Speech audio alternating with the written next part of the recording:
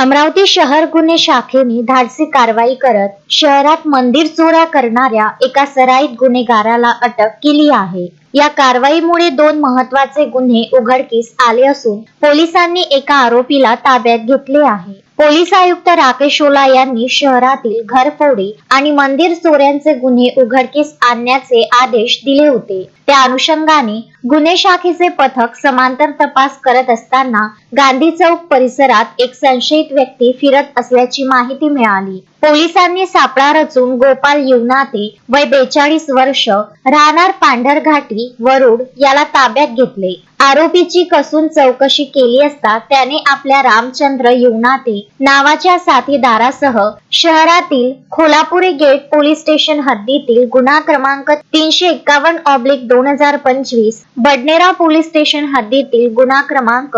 779/2025 या भागात चोऱ्या केल्याची कबुली दिली। सध्या गोपाल युवनाते याला अटक करण्यात आली असून त्याचा साथीदार रामचंद्र युवनाते हा फरार आहे। पोलीस त्याचा शोध घेत आहेत। ही कारवाई पोलीस आयुक्त राकेश ओला, उपायुक्त गणेश शिंदे, श्याम घुगे आणि रमेश धुमाळ यांच्या मार्गदर्शनात गुन्हे शाखेचे पोलीस निरीक्षक संदीप चव्हाण, पोलीस उपनिरीक्षक सागर हटवार, गजानन सोनूने व त्यांच्या पथकाने यशस्वीरित्या पार पाडली।